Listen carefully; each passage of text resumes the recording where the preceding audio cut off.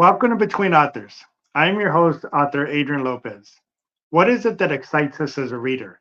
It's finding that book or author that you may never have heard of, sort of like the treasure hunt for a reader. The goal from my podcast is to bring to you either those books or authors that you may never have found, but may be the treasure you've been hunting for all along.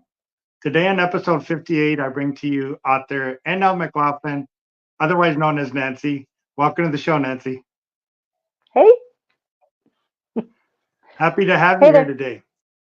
Oh, it's. I'm glad to be here. Looking forward to it. Why don't you begin by introducing yourself to the viewers? Okay. I live in Texas with my family. We actually in North Texas. We're sort of between DFW and Oklahoma. I've written 4 books. Well, 5. The 5th one is coming out this July, and I'm working on a few other projects right now as well. Sounds good. We'll get in a little more detail about your current ones and the upcoming one. But why don't you let the viewers know as hmm well what influences you? And it can be authors and books, but doesn't necessarily have to be. Really, it's just about anything. I kind of can't, I don't know what's going to trigger something in my imagination. Music is a big one for me. Yeah. Certain certain bands, I don't, creativity spurs creativity. So, I could see a movie or read a book, and it could just ignite my imagination, and I might think of wanting to go a different way with something, or I start thinking in terms of, well, what if? But for me, most of the time, more often than not, it is definitely music. Yeah. It makes sense because, it's interesting. Any form of art, right? Whether it's music, paintings, any of it, even writing, Right, even books, it's really about that connection to the viewer or the reader or the listener, right? And the right. emotions that they feel. So hmm I always understand that connection with music and writing. And it's interesting. I really enjoy, I haven't done it myself, but I enjoy how a lot of authors now are doing playlists that go along with their books because it makes sense, right? It gives you Right, the atmosphere, almost like the soundtrack for a movie as you're reading and right, going through it. So I love the correlation. right. Like I'll get a song that makes me start imagining, picturing a scene in my mind, and I'll put it on my Spotify and play it the same song over and over again until it almost becomes white noise in my head, but it's Yeah, playing in the background while I'm typing, you know. yeah. I love the correlation because I understand it completely. I do understand that hmm because a lot of my influence is movies, especially horror Yep. movies, and you understand the atmosphere that music gives you, so you do understand how that Right. ties in when you're writing certain scenes or you're trying to get that certain feel or the emotion as you're writing out a chapter. So Right, right. You can visualize it. Um, Movies, it's just a scrolling picture of the sound that you're hearing, and it's creating that story in your head. It's the same thing with music yeah, and writing it. So that's when I'm writing, I'm seeing it as a movie while I'm writing it. yeah, that's interesting. So do I, right? And it's been a little different for a lot of authors. I know some authors do, some don't, but Right, right. That kind of blew my it goes mind when I back to saw probably that. my influence of movies. But I'm like you, I see it as I'm writing it. Right, I can see it, and we'll go to places because I like to include a lot of real places in my writing. So we'll take road trips and go to these places so I can, breathe in the air and pick up the scents and the sounds of the place so that I can convey that in the story that I'm writing because I want people to kind of hear and feel and almost smell what's going on if I'm describing a landscape or someplace. Yeah, yeah, that makes a lot of sense. I had a conversation the other day on another podcast where we were talking about um, descriptive writing, right? In terms of, Yep. how much do you go towards when you write, um, or when you're reading, what do you like on that side? And where do you fall Right. on that side? Because I know some authors, and you might be one, because as you mentioned, the smell, the feel, the air. The Are five you one senses. that likes to be very descriptive when you write it out? I like to give I like to give enough description Yeah, for them to feel like they're in the story, because I'm trying to create, the theater of the mind. I'm trying yeah, to yeah, make them feel like they're in it. So um, I don't I my writing style isn't I don't use a lot of purple prose. I don't complicate things. I don't yeah, overcomplicate it. My writing style is far more simple. I mean, yes, I use metaphors, but I feel like it's not very difficult to understand what I'm conveying. So um I do involve a lot of detail, but it's not overwhelming. yeah. Does that make sense? It does. It Okay. actually really does, because it's interesting, because I tend to lean towards being descriptive, but same thing, pulling it back a little, because, and again, Right. it may just be movie influence, but I always feel that the reader's imagination is probably going to make that seem much more incredible than anything I could describe, because the reader's imagination imagines, when you try to describe, a rich house, or a large lake or something, right? You could describe it, but their Mhm. image of that, based on their experiences of what they've seen, that much may be much grander than anything I could describe, what they're seeing in their mind. So Right. I like to describe it, but I try not to like feed everything to them. Right. Like, you give enough information and enough details for them to be able to imagine themselves in that situation, in that scenario, Yeah, but not so overwhelming that it replaces their own impression of it, and yeah, that the words themselves don't drown all of that out. I have a lot of respect for writers who can create, just use these amazing, just use metaphors and these amazing, I don't even know, how do I word that, their sentences are more artistic yeah, than yet descriptive.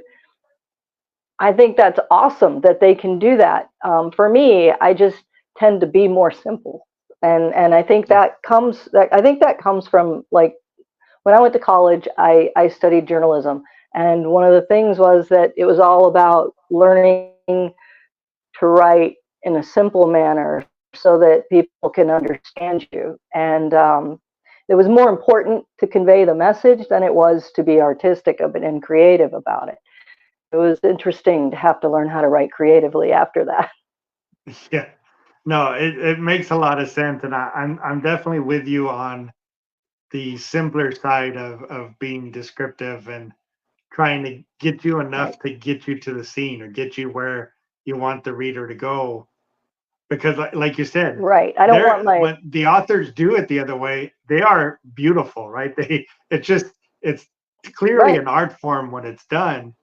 But you could see Right. where maybe a reader could get lost in it, when you're going through all this stuff, and you're like, well, wait a minute, what did it look like again? Because you start getting lost in the beauty of the words, and the description, maybe. Right. Right. I don't want my writing to take away from the story, if that makes Yeah, any sense at all. yeah. I mean, it's really, really, it's the connection, right? It's a connection to the reader, and, Hmm. and the author, and Right. anything that takes them out of that connection, right? Whether it's a overly long scene that doesn't need to be, or where you start jumping between certain point of views, and it's not as clean as anything that takes a reader out of it, that connection Right. is lost, and sometimes you can't get it back, right? So you try not to lose them on the way, to keep them in that emotion, keep them in the connection until you finish it. Right, right, exactly. And I just kind of want to I want to tell a story, but I want to not be in the way. Yeah, yeah. No, I agree completely.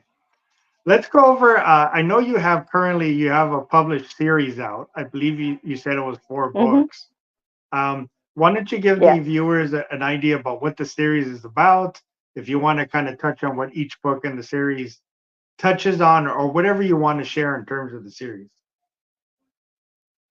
Okay. Well, the series is American Nomads, and it's a 4-book series based around a group of, young train hopping gutter punks, runaways. They it the first book pretty much brings them into a North Texas town. They meet a young girl who lives there who's looking for adventure, and they invite her to come along. They introduce her to her world, and really, in the series, she kind of plays the part of the reader. I had readers that really couldn't understand why she was even there. They hated her, which is so funny because I felt so bad. I created this character that everyone loathed, and they got it. They knew why she was there because she asked questions about what was going on, and from her eyes you were able to observe and learn how the train hoppers lived their lives and how they traveled. But it was pretty funny because, again and again and again and again, I would get messages or comments from readers that were just like, could you just throw her off a train? It was just, I felt so bad. But Well, it's interesting because that character essentially is playing the role of the narrator in a movie, where in a movie you right. can get away with a voiceover where you can in the book. So I understand completely where you came from with the character. Right. She needed someone. I mean, there would be no reason for them to explain how they were catching on, or the different types of trains. There would be no reason to explain that. And she was a simple tool where they were explaining to her and teaching her how to live their lives, their lifestyle. That and in her learning, the reader got to learn, which you know while they didn't like her very much at all, which is funny because I viewed her as a typical teenage suburbanite, and it was just funny how she grated on everyone's nerves, which is okay because that was her point. She was supposed to be that grime in the gears. She was supposed to be irritating, but at the Yeah. same time, she's kind of a mirror, to a lot of people. So it was fun. It was fun. Um, so so the first book kind of introduces you to their world. And they're a part of a larger community of train hoppers that meet up. And the first book primarily takes place in Texas. It's kind of a trip all the way down to the border of Texas, right along Rio Grande to Big Bend. Um, so it introduces you to their family and the characters. There's let's see, should I go into the characters, what they are, who they are? You can, yeah. Okay. So the whole story, the real main character of the whole story is Finn. And so you have Finn and Teague. They're in a relationship. They're two runaways that met when they were about 14 and 15 years old. And when in the first book, they're now about 19 and 20. And they've been homeless since then, since like 14 and 15. They kind of had a rough start, especially Finn had a really bad start in life with abusive parents and just cruelty, which is why he finally ran away. Then there's River, and she's kind of this strong-willed, quick-witted. She's street smart. Train hopper. She met up with them when they were already all kind of riding together. It's funny because a lot of people relate to River, which is awesome because she's kind of I kind of think she's a cool character. Then there's Cash, and he's originally from let's see, where's he? Oh, from the Seattle area, Spokane, actually, not Seattle, Spokane, and he's kind of the con man. he's quick with his hands and picks locks and quick-witted. He's kind of the sense of humor, the con man, the joker in the group. Uh-huh. And then there's Zach, and he's kind of he ran away. He's someone who he's kind of the country boy from East Texas. So he only ran away. He didn't really run away. His parents died. Him and his brother ended up in foster home. And he ended up on his own because you age out of the system. So all these kids, in case you haven't haven't figured it out, all these kids had a very difficult life early on. And when they met each other, they bonded and became a close-knit family as they got older together. And so Beth, which is the character nobody really, the readers have a real hard time with, when she comes in, she's coming into this tight-knit family. Yeah. But so then it makes sense, right? It makes sense why the readers don't appreciate her, because from what you said, the readers are connecting to the other characters, right? They love the one character that's street smart, so they're connecting to those characters. So that connection's leading to this other one that comes in that's new, asking the questions. That close-knit family, even if you accept the new one, would be kind of frustrated with that one, right? So that's right. Brilliantly written because the connection's there. Right. And it's like the one of the group that really connects with Beth in the beginning is River, and that's because she's looking kind of to replace her sister that had died long ago. So River's the one that kind of takes Beth under her wing, and Finn is the one that really clashes with Beth. She drives him crazy in many different ways. She's always on her phone. Like I said, she is your typical suburban teenager. So she's always on her phone. She wants internet fame. So she has, social media pages where she posts videos of what they're doing, and it's those kind of things. She wants to be an influencer. And I think that's also part of why people get irritated by her a little bit, because, she posts a lot of things. So, and their overall family of nomads are, just as eclectic. It's a big group at the end of the story. Did you do any specific research for the storyline? I did actually. I did a lot of reading, and I will literally talk to anyone at any time. I will, if I meet someone and I will talk to them. And what I found interesting while I was working on this series was the sheer number of people that I met that actually hop trains.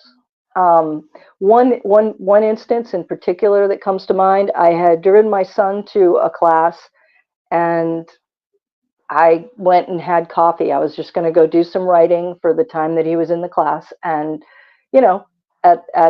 we were in Arizona at the time, and I think it was like a Dunkin' Donuts or something. Anyway, I walked in, and, there was this group of elderly gentlemen, retirees, sitting at a table. And, I have a few tattoos, and one of them is a compass. So when they saw the compass on my arm, it's also the compass on the book, but in the story. But when they saw the compass on my arm, they, started talking to me, and they asked me if I was in the military, and I said, yes, I was. And they were like, well, were you in the Navy? Because, he was in the Navy. I was like, no, I wasn't in the Navy, because I wasn't. I was in the Marine Corps. And so, but I didn't tell them that. I just, nope, sorry, not the Navy. I got my coffee and I went outside. About 20 or so minutes later, one of the old men came out, and he's like, his name was Michael Klein. I'll never forget it, because he came up to me and he said, well, what are you writing? What are you working on there? I said, I'm writing a book. And he said, well, what's the book about? And I told him, well, it's about a group of young train hoppers, modern day train hoppers. And he literally quoted Kerouac. Like, this man is in his 80s, and I'm sitting there and I'm looking at him and I'm thinking, did this old man just quote Kerouac to me? Is my brain hearing correctly? And I looked at him, and he said, "Oh yeah, let me tell you about, and then he told me the story about how he was a young man who, fresh out of it was the Korean War back in the 50s, came home to New York City, and he worded it as this young man published a book about hopping trains and hitchhiking and traveling the country. I was just floored. He told me this whole story about how while he was working, he worked on the docks, and this hobo came through, and he was there for about 2 weeks, kind of camping out on the docks. All the guys on the docks told him not to go near the dude, just leave him alone. But he would share his lunch every day with this hobo, and he would tell him these stories about his travels. Well, sure enough, next thing you know, he left with him. He started hopping trains because the guy asked him, if you could, where would you want to go right now if you could go anywhere? And he said, and it's so funny because telling the story, I think my jaw was on the floor the whole time. But he was like, I told him I always kind of wanted to see Galveston, and for me, living in Texas, I got to tell you, I was like, really, why? But nonetheless, he he wanted to go see Galveston, so they hopped trains.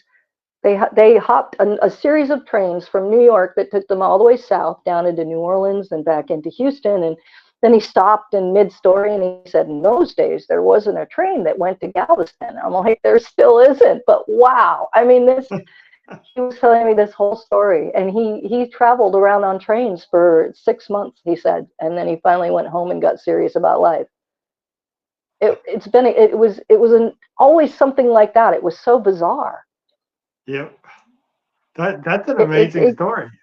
isn't it though? I mean, Yeah. what's amazing is that I would mention to people what I was writing, and they would tell me stories about how they did it or their husband did it, or, oh yeah, my dad used to do that all the time. One young man that I met was a piercer for a tattoo shop in Scottsdale. um, and he had the face tattoos and the piercings and everything, and he had recently stopped hopping and was trying to do the whole working thing for a living, but he was 28, I think, when I met him. But yeah, That's interesting because you really don't think there's that many people that not only still do it but really did it back then, right? You right, you you know about it, you hear about it, but you don't right. really understand the scope of it. Right, and it's its own, it's a different type of lifestyle. It's a different way of living. And for it was just amazing because I was able to talk to people of all ages who have done or were doing this, and different generations. It's sort of cross-generational Americana. It is a truly American thing. It's you know it, it's kind of wild. I like to think that in days of yore, these people would have been the vagabonds or the travelers that visited the villages and told the stories of the other villages they went to. Yep. I mean, because they're very, I haven't met, of all the people I met, they were all more than happy to talk about their stories and the things they've seen, and their lifestyle. It was just awesome. Yeah, that's amazing. I mean, it really goes to the point of, when you are open to talk to others, when you are open to sit there and chat, Right, sometimes the most amazing stories come out, and you don't even realize that when too many people nowadays are just right, stuck on their phones, laptops, right, reading, and you don't have that interaction like you used to do, and there's just so much amazing, right. stories and backgrounds that just lost now because of it. Right. I completely agree. Like I said, if I would have never imagined. I mean, if this Michael, this little old man, he was in his mid to late 80s. He was, white haired great grandpa pretty much coming up and talking to me, and he was so seeing seeing his eyes just light up while he's remembering the days when he was hopping trains, and it was amazing. It was Yeah. incredible. And every time I've met somebody and they've talked about it, they would be the same way. They'd get animated. They would start, there's a smile to them that was just there, you know? Yeah. Yeah, Yeah. that's amazing. That's a beautiful story. Um, Yeah.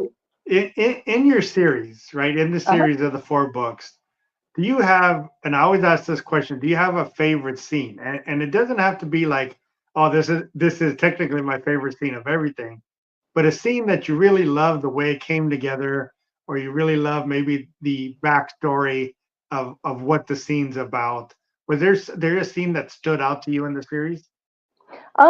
Yeah, the one that I think the one that I had, I probably enjoyed the most was in book two. There's a birthday scene, and they have some friends around, and they're in an abandoned house that the previous owner um, committed suicide, so it's empty and abandoned. But the owner was a prepper, and because the main character Finn, his background was that his abusive father was a prepper, so he was familiar with the telltale signs of it. And so, like, that one was fun to write because there's this wall in the living room that they're in, and it's covered in crosses, like the big crosses, small crosses, bronze, wood, you name it. It was all over the Mhm. wall. And the characters are looking at the wall and they're like, this is just weird. How many crosses do you need? And Finn recognizes one in the middle of the wall, and it's just a simple metal cross. Um, and so he takes it down and he's looking at it, and one of the other characters had gotten a cheap pocket knife, cheap metal pocket knife that they were making fun of. So he asked him to pull out his pocket knife. So he tested the cross on the knife, and it right to it, magnet. So he then used the cross too, because there's these.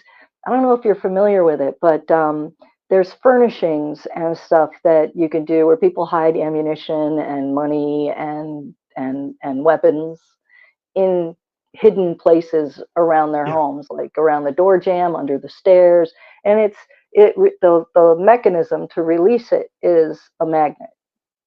And so Finn got to use that, and they found all kinds of neat things in the house.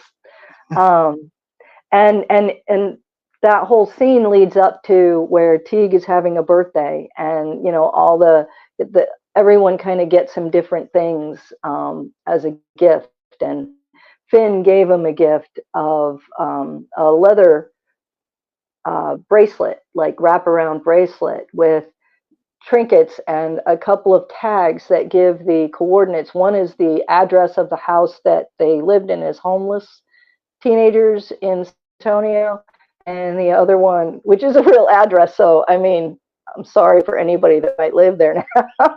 It just, made sense. It was a cute house, but and the other one was the coordinates where they kissed for the first time. So, you know, that was a little touching scene, and I think I enjoyed writing that one for all the different aspects that were involved in it. Yeah.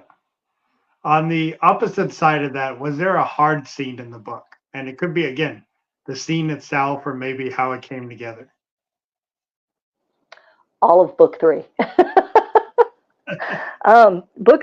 Book three is the darkest book in the series. It's a deep dive into uh, mental health. There's all kinds of things. Something horrible happens. I don't want to. In book two, at the end of it, and you know, Finn is in book three. The entire book, every part about. I could write every other character in that book, and it was easy. But every scene with Finn in it, he was battling his personal demons. Yeah. So it gets really dark. I mean, I almost didn't want to finish it because I just couldn't take how depressing and dark it was. After I wrote it, I had to go back and kind of just give it a break for a long time, Yeah. so that, and then I started reading again, because it's really heavy, and but it's all necessary, because what is that saying, the only way from hell is through. Yeah.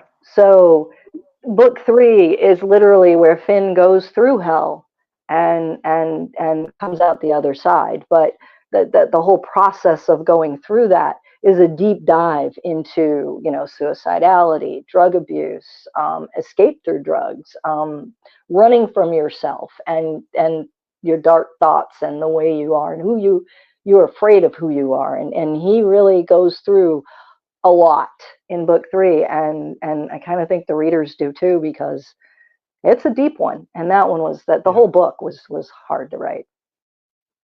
Yeah. And it really goes back to, again, if you're feeling it as the writer, then that Yeah, reader is going to feel it as the connection, right? So when you feel it that deeply or that strongly, they're definitely going to feel it, because it's genuine. It's a genuine emotion that you're going through as you're writing it. It's the right, exact same thing they're going to catch on to. right. It's but it needed to be done. Yeah. He at least that's what I keep telling myself. But it needed to be done. I needed to bring, like I said, each book is its own smaller arc, but the whole series overall is Finn and his early life, his coming to terms, his finding out, the truth of things, and then coming to terms with that, accepting himself, and um, just and the whole healing part. So, Yeah. according to the readers, they loved it. Yeah. So, but book 3 I mean, was hard. it's actually, unfortunately, probably the natural arc progression that character would go through, right? Because it's very hard Right, for them to go through those experiences and come out smooth, right? You may come out victorious right, in the end, but very rarely does it come out smooth. You're going to have all of these, you know, experiences, obstacles, challenges for you to have to get through to come out on that other end. So it is a right. natural progression. And unfortunately, sometimes it is dark and depressing. Right. He had to, like I said, he had to go through. He had to walk through fire. It was what he needed to do to get past, and or at least come to terms with everything that he had dealt with earlier in his life before meeting everyone.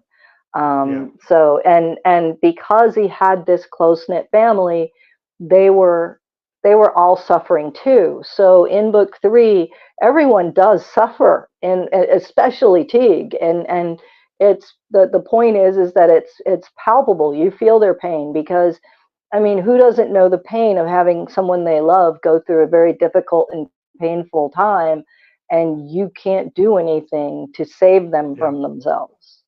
Yeah. You're feeling that pain. And so it's, like I said, that whole book is, it's the story of struggle, and dealing with demons, and the effect that has, not only on the person who's doing the personal battle, but on the people who care about that person. Yeah. And that's probably something a lot of people don't think about, is it is everybody around that also suffer through these things. It's not just the individual. Sometimes the individual feels it's just them, Right, but it really isn't, right? It everybody in that circle, everybody it touches is affected in their own right. way, and sometimes just as deeply.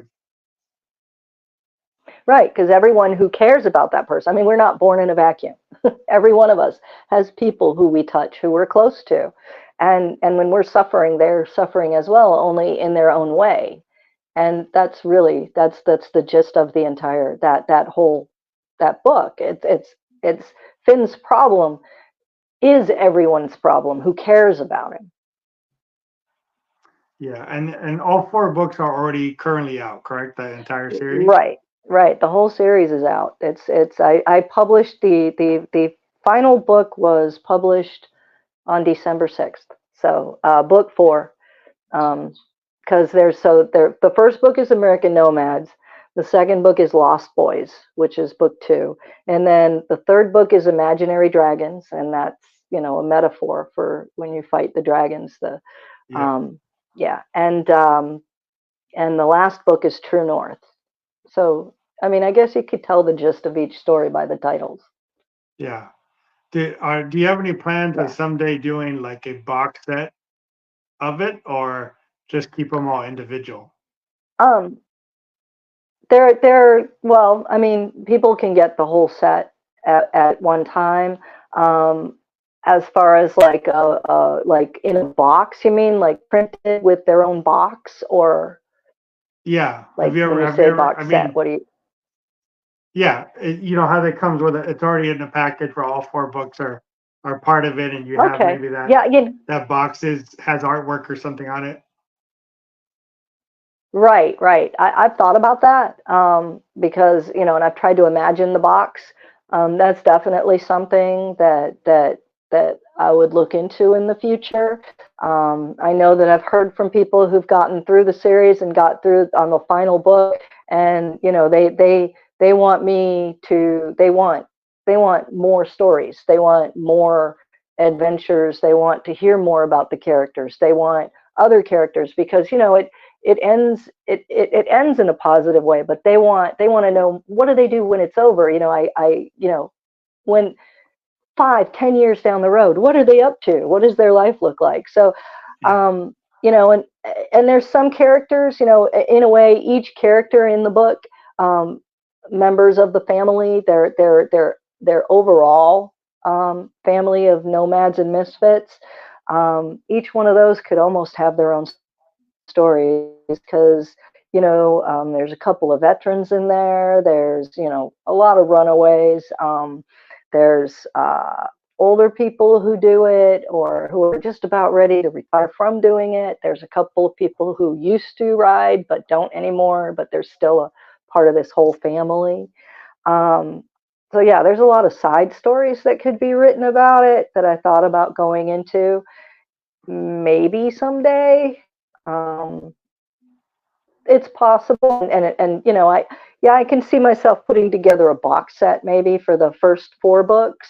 But Yeah. I can also see a situation where there's other smaller books about different characters and how they got to be where they are.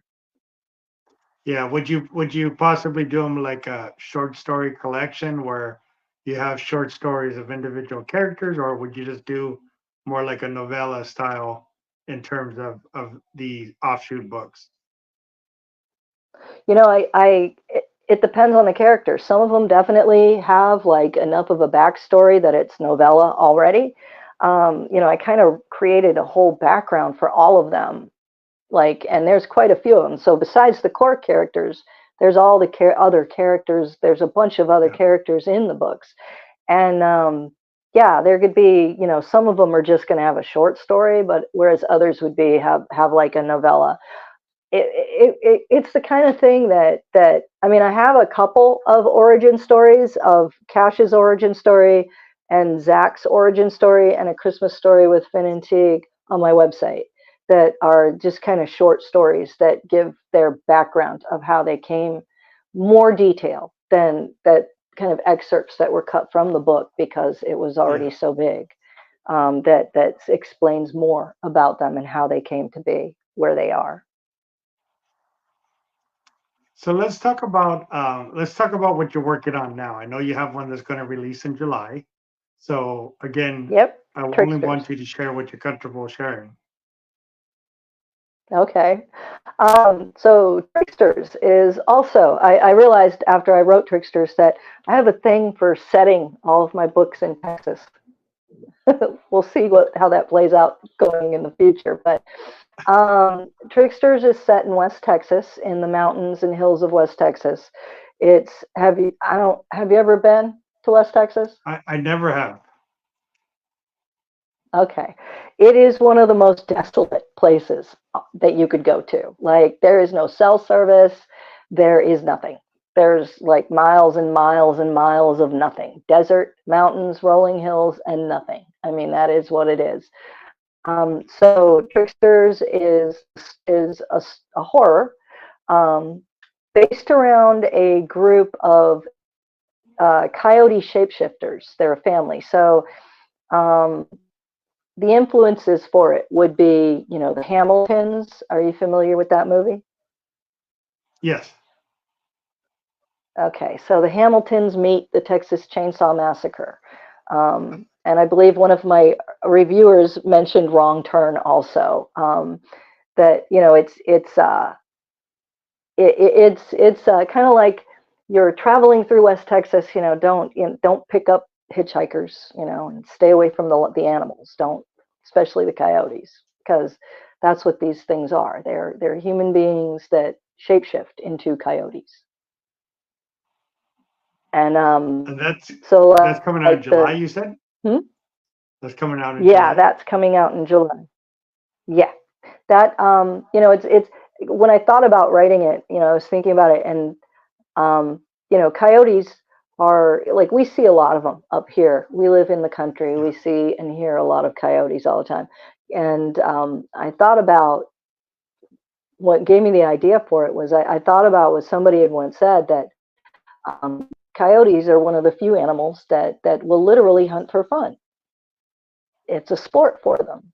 So that's what made me think, well, gee, what if they were shapeshifters and they did that? So that's where we're at. Yeah, it's an interesting idea. Yeah.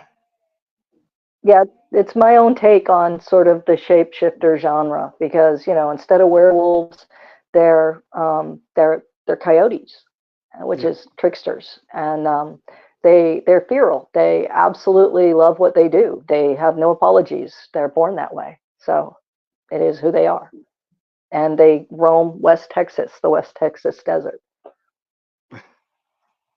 That's great. I'm really interested in reading the whole story, because again, I wrote the werewolf one, so I love that whole genre. So I'm very interested in it.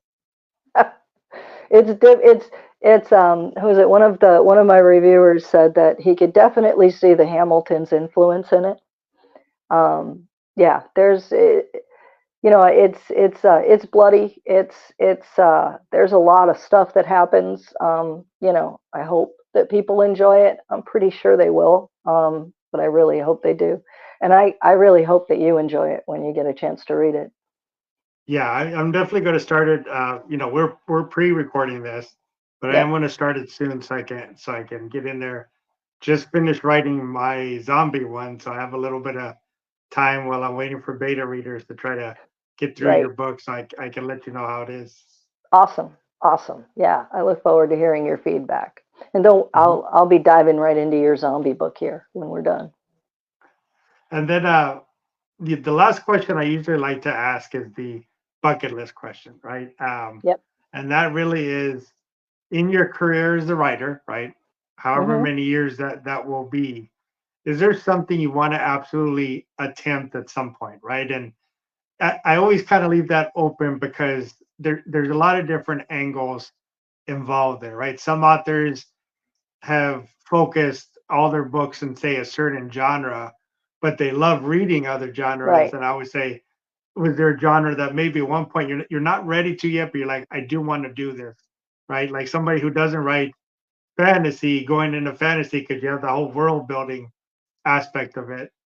Or the other side of it could be a storyline that maybe is not you're not ready to write yet, maybe, or you're not at the point to tell that story. Maybe it's a big, broad, grand story that you're just not ready to hop into that side of it yet, right? Because sometimes that could take you a long time to really get there.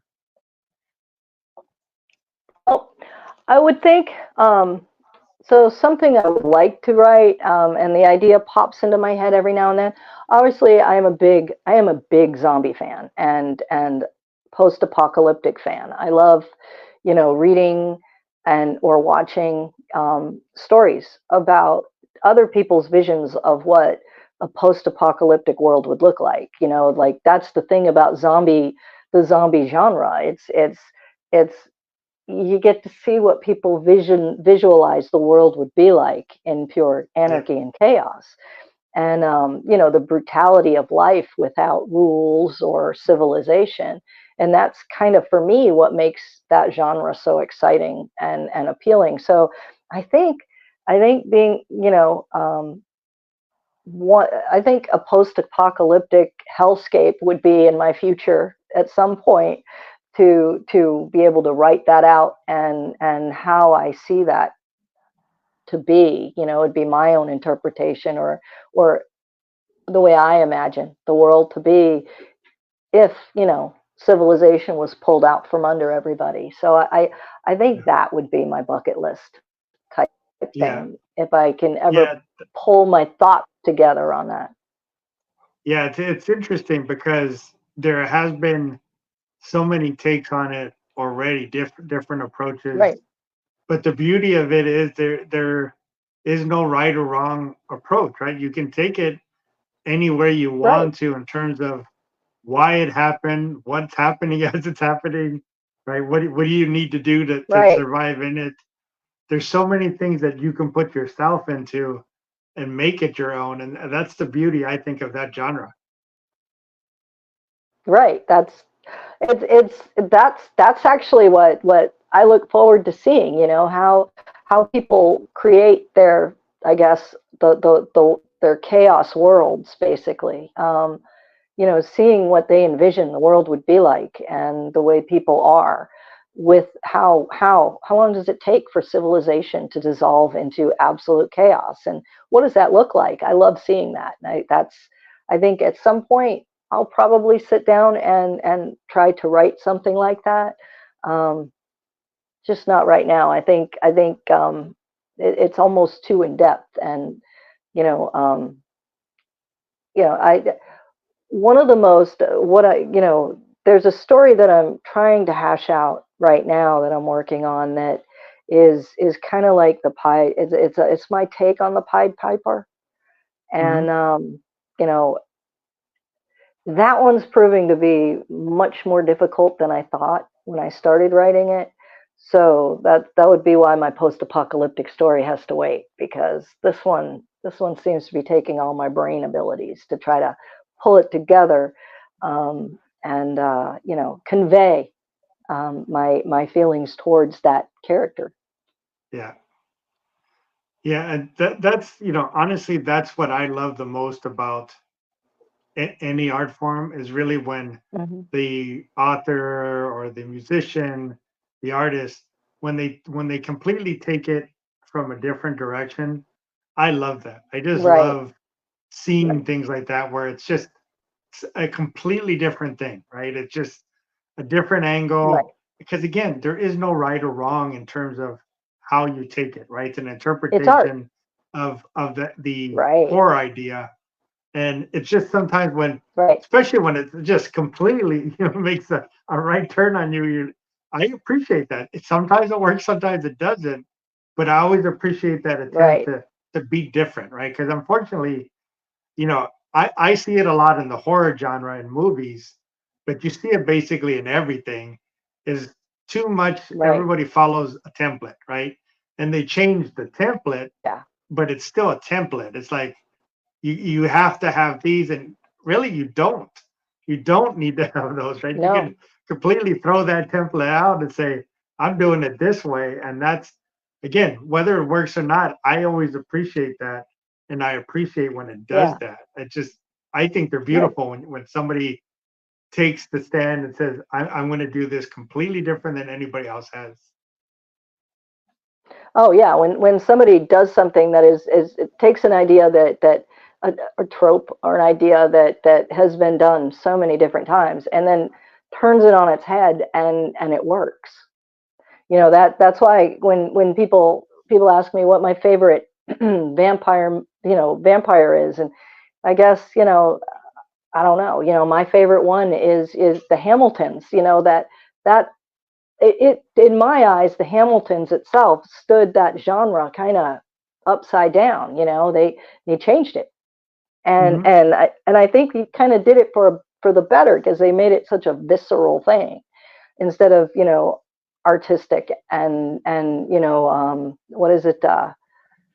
Oh, I can't remember. I can't. The word is I'm lost on the word, but they're not refined. That's it. Yeah. They're not refined. It's Yeah. gritty, and it's Yeah. they were so unlike any other vampire. I love when that's done, and it works. When it works, it's such a beautiful thing. Yeah. I mean, I really appreciate that because they've gone too far from what the core of these characters were. Is they're monsters, right? They Right, were aggressive, they were raw, they were primal, and a lot of people went away from right, that. And it's just you like, I understand where you're taking it, but don't lose the core of what that character was. That was the whole reason for the right, character, and you just move right. That was away the fear. from that character. Right, right. Absolutely. And that's I love it when somebody steps, when, like you said, if you step outside of the status quo and approach a villain or a creature or something in a different way, and like post-apocalyptic environments, um, and it's done in such a different way that you realize as you're reading it or watching it that it hadn't occurred to you that could be possible, but then you're just completely roped in. It's Yeah, I love it when it works. I love it. yeah. I don't know, did you see the movie? I know it was on Netflix. I don't know if it's still on there. Called Blood Red Sky, which is a vampire movie. Did I see that one? I it give me some info. I don't It doesn't ring a bell. I don't think I saw that one. Most of it takes place on the plane. Oh, wait a minute. No, I'm still. I think Yeah. I If probably did. I just don't remember. But yeah. yeah, So if you tell me. haven't, Right. it's a great movie. It's a good, solid little movie, right? Okay. And it's because it goes back to the core of the vampire, and it's not a vampire that is out at the nightclubs at night, or has a Right. gigantic mansion, and is doing all this stuff. Right. The main character is fighting the whole time to keep it away, because once you let it take form, it's lost, right? You're lost. You're lost in it. Yeah. And again, it was a great little action movie that went back to the core of what that vampire character was. I loved it. Again, was it a great movie? Probably not, but I thoroughly enjoyed it for that reason. It just went back to the Right. core of, because if you haven't seen it, it's basically a mother's taking her son with her to travel to the U.S. because she needs a treatment, right? She has a sickness and needs a special treatment that a doctor says he can do for her, right? Well, the sickness is she's a Hmm. vampire, Yeah. and the airplane gets hijacked in the middle, and she has to kind of like let it go. Okay. I've seen snippets of that. I have not seen Yeah, the whole movie, but I have it, seen it is snippets it of is a it. Yes. great, again, is it a great movie? No, but it's a great little movie for the reason of what it did. Everything makes sense because it takes it back to what that vampire is supposed to be. Uh, Terrifying. and I just loved it for that reason. I really enjoyed it. Right. Yeah, I'll have to watch it now, because I know what you're talking about, because I saw scenes of that's the one where she's on the plane and in the bathroom in the restroom Yeah, there, right? Yeah. yeah, Okay. Yeah. Yeah. I'll have to watch that one now. Yes. yeah. You have to see it just because of the progression, and it does some flashbacks to explain, but they just did a good little job with the movie. And I love the approach of the character. It's just a Cool. great approach to take it back to what it was, and that part I loved. Right. I love scary vampires, Yeah, not the artsy yep, ones. yeah, yeah. You should definitely check that out. If you ever do watch it, let me know. I really did enjoy it. Oh, I will definitely. Yeah. Yeah. Um, I want to thank you, Nancy, for coming on. I really did appreciate it, and I enjoyed the conversation, finding out more about your books and Same. I'm excited to read. You were gracious enough to send me an art copy for Tricksters. So like I said, I'm going to get through that. And by the time this comes out, I would have read it.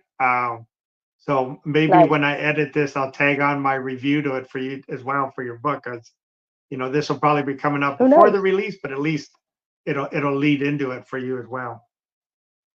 Yeah, awesome. No, I this was great. Thanks for having me on. Yeah, absolutely. For the viewers too, don't forget I'll leave all of Nancy's links below, her website, any social she wants to share, the links for her Okay. books, everything will be down below for you to find it. Definitely leave us a comment if there's any questions you have about our works, or questions that we went over today in the podcast. And definitely don't forget to subscribe and hit the notification so you don't miss all these amazing, talented authors I have coming up. Thank you again, Nancy. I really did Thank appreciate you. you coming on today, and thank you, viewers.